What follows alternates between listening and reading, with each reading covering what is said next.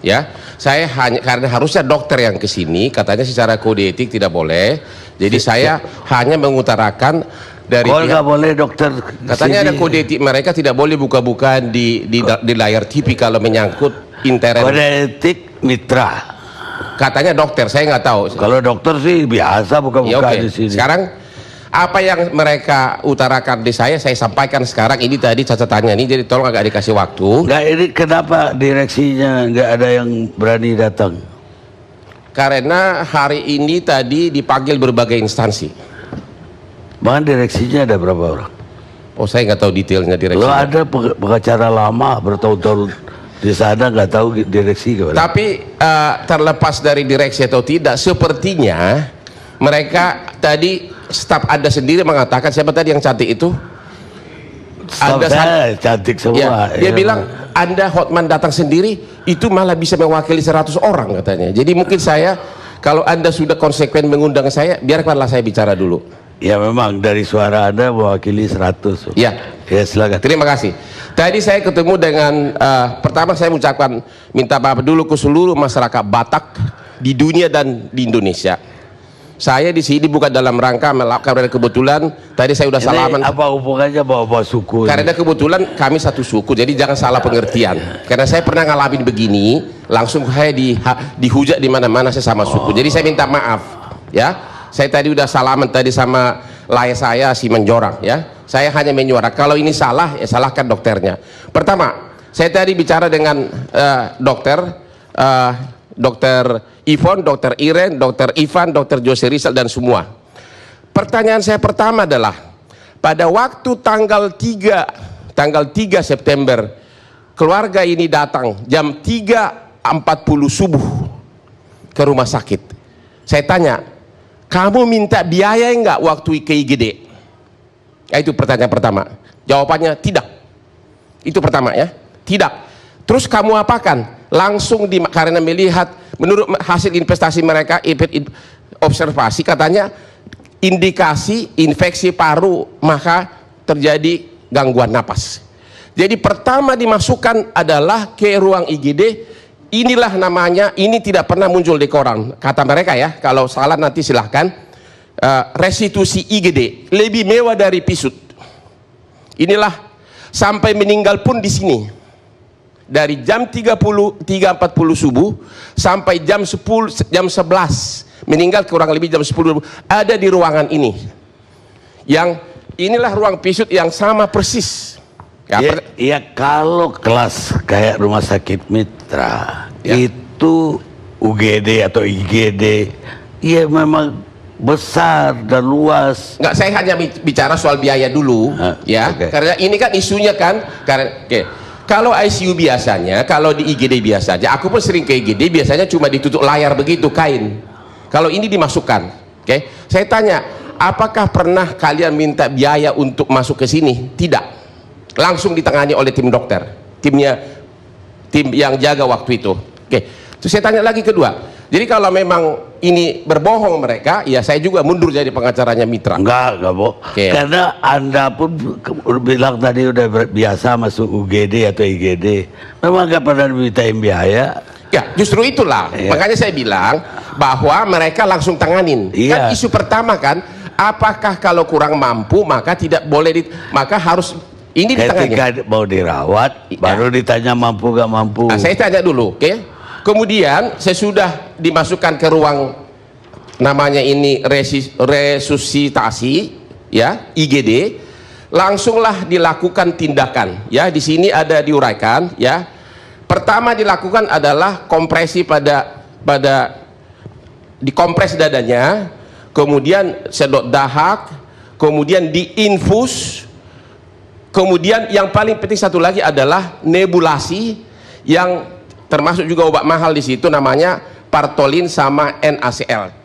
Ini semua dilakukan. Saya tanya lagi, waktu Anda mulai melakukan tindakan ini jam berapa? Yaitu begitu nyampe.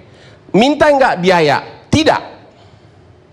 Ya, ini kalau memang salah, ini saya hanya menyampaikan, bukan saya pembelaan.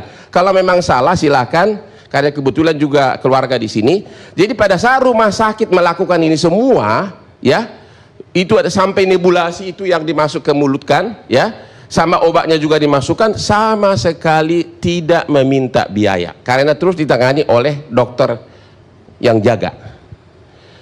Sesudah itu berlangsung beberapa lama, masih tetap di ruangan yang ini, yang ruang resusitasi, yang sampai ini semua dilakukan, sampai obat infus, belum ada pertanyaan soal biaya sama sekali. Oke, barulah kemudian dokter ini, sesudah ini dilakukan, ternyata terjadilah perbaikan yang semula oksigennya cuma sekitar 40%, menurut katanya naik menjadi 80 ke 89% kadar oksigennya sesudah dilakukan ini. Sampai detik ini pun sudah lewat lebih dari setengah jam, tindakan medis dilakukan, juga tidak ada pembicaraan soal biaya. Artinya rumah sakit itu melakukan di IGD langsung semua dilakukan, ya. Sesudah kurang lebih jam 4.30, dokternya kemudian merekomendasikan namanya itu yang harus intubasi, yaitu dimasukkan selang dari mulut, ya, kemudian dimasuk ke leher, dan itu ada info konsen dari si ibu. Intubasi itu adalah membantu saluran pernapasan.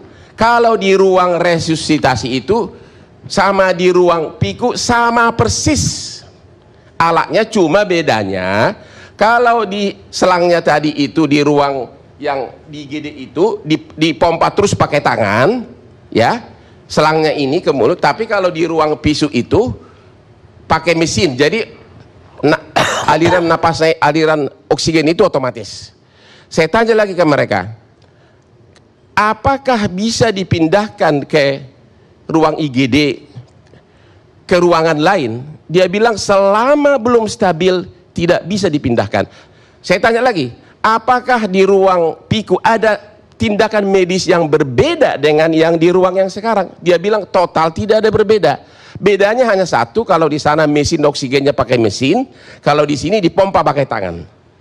Saya tanya, kalau udah selesai dari ruang resusitasi ini, apa tindakan selanjutnya? Dia bilang ada 3 alternatif. Satu, kalau sudah stabil, satu pulang ke rumah, 2 rawat biasa di ruang rawat inap biasa, 3 ke PICU, ya. Jadi yang mereka sesudah 1 jam lebih terjadi pengobatan ini, mulailah dibicarakan apa tindakan selanjutnya sesudah selesai dari IGD. Dari mulai awal sampai hampir 1 jam, sampai jam 5 belum ada pembicaraan mengenai BPJS. Barulah kemudian setelah dokter Iren itu memberikan, kalau Anda pindah dari ruangan ini ke ruangan lain, beginilah perincian biayanya. Disitulah kemudian yang tadi itu ada pembicaraan mengenai BPJS. Dari sekitar jam 5 lah mulai ada pembicaraan soal BPJS, ya. Jadi inti utama adalah, apakah, saya tanya lagi kepada dokternya, dan mungkin ini nanti bisa oleh para ahli, apakah dengan dipindahkan ke PICU maka berbeda? Dia bilang total tidak, karena di ruang ini sudah semua tindakan dilakukan. Fasilitasnya ini adalah ruang PICU nih, sama persis fasilitasnya. Bedanya di sini udara itu dipakai tangan terus dipompa, selangnya sama juga, selang yang sama. Kalau di ruang PICU itu pakai mesin otomatis. Jadi yang mau mereka sebutkan adalah bahwa tindakan medis di ruang yang sekarang sampai meninggal, walaupun dipindahkan ke PICU, tidak ada perubahan apapun tindakan medis. Itu hanya tindakan perawatan berikutnya. Itu kata mereka. Oke. Kemudian Ibu Iren antara jam 8 jam 9 harus ganti, karena dia sudah selesai jaga sampai hari pengobatan berjalan terus, yaitu nabulasi, terus infus jalan terus, itu terus pernapasan yang dipakai tangan terus jalan, tidak ada tindakan medis apapun yang dikurangi, hanya soal biaya, hanya soal kemudian untuk next, kalau ini sudah selesai IGD, maka dibicarakanlah mengenai biaya di ruang PICU. Saya tanya, Kapan harus dipindahkan ke ruang picu? Apakah sudah waktunya? Tidak, katanya. Di IGD tidak bisa keluar sampai sudah pasti stabil. Ini yang Anda tanya siapa? Oke, satu dokter Ivon, satu dokter Ire yang tadi menangani langsung, satu dokter Ivan yang juga menangani langsung. Saya tanya, makanya silahkan ke nanti tim, apakah benar bahwa tindakan di sini itu sudah maksimum sehingga ke ruang picu itu hanya next, karena hanya ada 3 alternatif dari ruang IGD ke picu, pulang atau ke ruang inap biasa. Oke. Kemudian sesudah selesai serah terima dari dokter Ire, dokter Ivan yang menangani, mulailah dibicarakan kemungkinan untuk pindah ke ruang picu. Itu benar. Ya, tentu rumah sakit memberikan beginilah perincian biaya kalau dirawat. Ya, saya kira rumah sakit manapun pasti akan ngomong gitu kalau ada pasien dari IGD dipindahkan ke ruang. Tapi tindakan medis tidak ada berkurang satu tindakan pun. Bahkan sampai meninggal katanya semua peralatan yang di sini masih tetap di tubuhnya almarhum, termasuk infusnya masih ada. Bahkan yang saya bilang tadi itu ada namanya yang termasuk mahal, nebulasi, parmetolin sama NaCl, karena saya juga termasuk pasien ini. Ya, saya tanya kira-kira selama di IGD kira-kira berapa biaya yang sebenarnya sudah berhak kalian tagih tapi belum kalian tagih? Dia bilang antara sekitar 2 jutaan, tapi itu tidak ditagih sama sekali. Barulah kemudian memang sesudah mau pindah ke ruang pisu, perawatan berikutnya mulailah ke bagian administrasi. Ya, dibicarakanlah di sana, begini kalau nginap di sini, begini kalau begini, dan itu adalah SOP di sana. Memang benar duitnya cuma 5 juta, tapi sekiranya pun saya tanya, sekiranya si bapaknya ini sudah membawa duit untuk picu, apakah sudah siap untuk dipindahkan ke picu? Jawaban dokter Iran, tidak. Karena memang ini tidak boleh dipindahkan karena semua tindakan medis jenisnya sudah di sini. Dia tidak. Itu nanti ahli yang akan menjawab benar nggak jawaban itu. Artinya kenapa? Jadi yang mereka mau sebutkan bahwa belum ada alasan apapun untuk memindahkan ke ruang picu, karena dia bilang kalau kita pindahkan dari ruang resusitasi IGD ada kemungkinan di lift atau di jalan bisa kolaps. Jadi hanya dia bilang begini, hanya kalau stabil barulah dipindahkan ke ruang picu. Ya, sesudah itu ternyata saya sudah bicara mengenai BPJS. Tadi juga ibu kita mengakui bahwa dokter Ivan pun berusaha membantu mencari rujukan, bicara juga dengan dokter Koja, dokter di rumah sakit Koja. Tiba-tiba yaitu tadi dipanggil ada satu lagi nih. Selama dokter ini, 2 dokter jaga tadi itu selalu berkonsultasi dengan ahli spesialis anak, yaitu bernama dokter Akira. Dan dokter Akira inilah yang memerintahkan diambil lab yang kedua kali darahnya. Yang pertama diambil lab, benar ibu kita ini bayar, jumlahnya kurang lebih 1, sekian juta, itu dibayar memang. Hanya itu yang dibayar pertama kali, sedangkan biaya nebulasi, biaya lain-lain tidak diminta. Bahkan waktu dokter Akira spesialis anak meminta dia lakukan lagi tes darah yang kedua dari darah yang sudah diambil, dites lagi, itu nilainya sekitar hampir 300.000 sekian, juga tidak ditagih. Dan dari hasil tes darah diketahuilah semuanya bahwa memang HB-nya ada kelainan, leukositnya ada kelainan, kemudian juga ada infeksi, kemudian A sampai H-nya tidak normal, trombositnya meningkat. Ini spesialis anak dokter Akira. Dan ini pun nanti bisa dibuktikan belum ditagih pembayarannya. Jadi semua pembayaran ini ditagih terakhir adalah pada saat mau pulang. Akhirnya dihitunglah semua. Biaya tadi yang ini, jadi sekitar jam 11 pulang. Ini masuk jam 3.40 subuh. Dihitunglah semua yang mungkin kurang lebih nggak nyampe 4 juta, 5 juta. Ya, jadi seluruh tindakan yang dilakukan itu selama di rumah sakit mitra tidak satu perak pun diwajibkan kalau tidak lu bayar saya tidak akan melakukan tindakan, kecuali memang mungkin karena lab darah kan dia pergi ke bagiannya terpisah, jadi waktu dicek langsung bayar.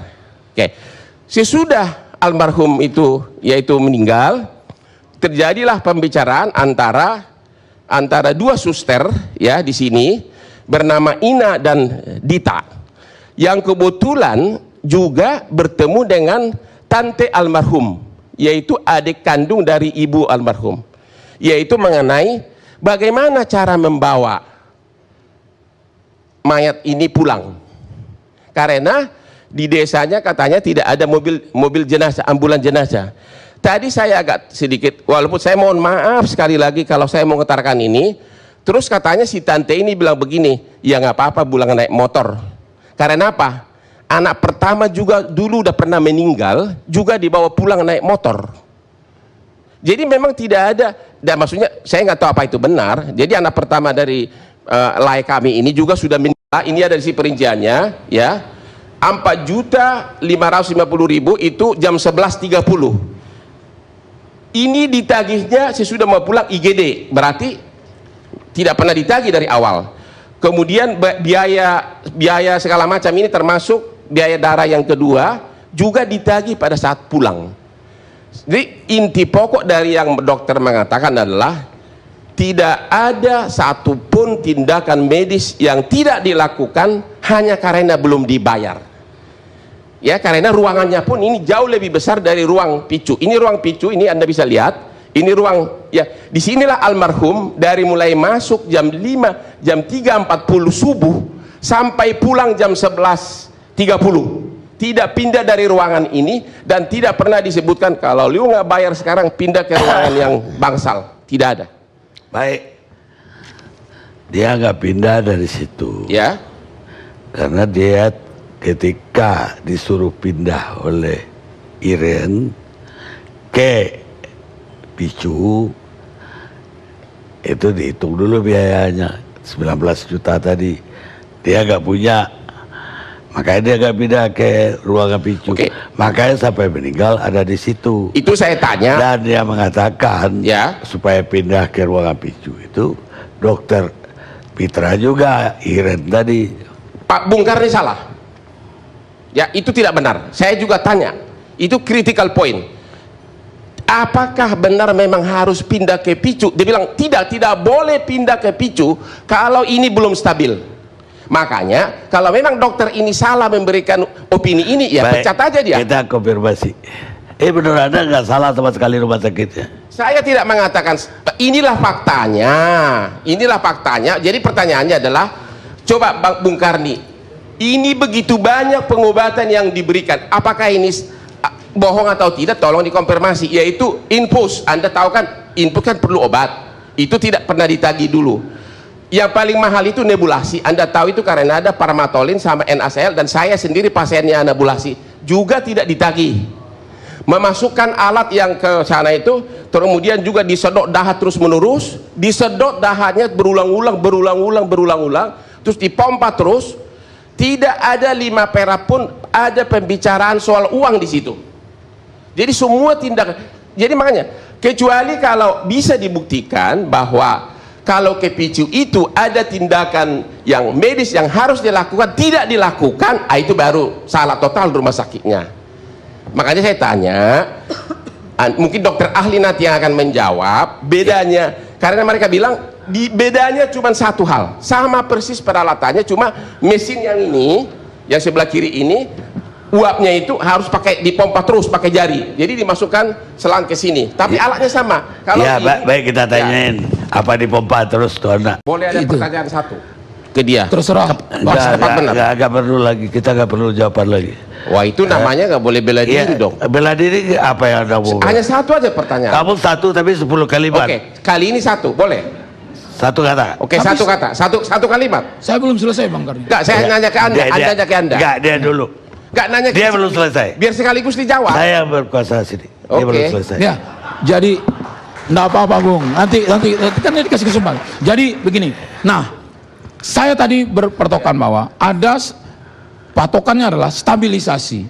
Justru malah picu ini Bang Karni dengan alat-alat yang terkalibrasi itu stabilisasinya dijamin. Walaupun hanya diperlukan respirator tadi atau respirator atau ventilator tadi itu sama saja sifatnya, jelas tidak ada di IGD kita saat itu karena di Beijing. Nah, hal inilah nanti yang akan menentukan begitu pasiennya stabil ini layak kirim. Nah, terakhir terakhir. Persoalan terakhir. Jadi saya ingin mengatakan begini. Regulasi baik untuk clinical governance maupun corporate governance itu sudah cukup malah berlebihan dibandingkan 9 negara ASEAN sekurangnya di negeri ini. Tinggal lagi yang terjadi selama ini, makanya gunung esnya ini makin tinggi adalah, ini mohon maaf kepada semua pihak termasuk kepada organisasi saya. Kita ini tidak lebih, masih saja ya, walaupun tidak general, saya takut nanti dikomplain saya. Kita itu masih saja sebagai pemadam kebakaran. Ada case, mari kumpul rame-rame padamkan ini case. Setelah itu forget it. Dan sedangkan yang penting kita punya perangkat hukum, punya perangkat aturan, punya sarana yang cukup. Saya minta actionnya itulah, manfaatkan itu. Bisa, karena saya pelaku, saya bukan hanya berteori, saya adalah teknisi, melakukan secara teknis. Itu. Oke, satu kalimat. Apabila satu rumah sakit telah menerima pasien, melaksanakan selama 4,5 jam semua tindakan dari mulai infus, inhalase, dan juga semua pemasukan kabel tanpa dibayar 5 perak pun, pertanyaannya ya, Anda jawab dengan jujur, apakah itu sudah melaksanakan ketentuan peraturan, yaitu melakukan tindakan medis menurut peraturan emergensi? Hanya itu aja. Apakah sudah belum 4,5 jam tanpa dibayar? Udah, jangan kamu jangan apa lagi. Itu udah 5. Apa dong? Anda kan undang saya ke sini. Anda tadi bilang Anda membawa, Anda jawab.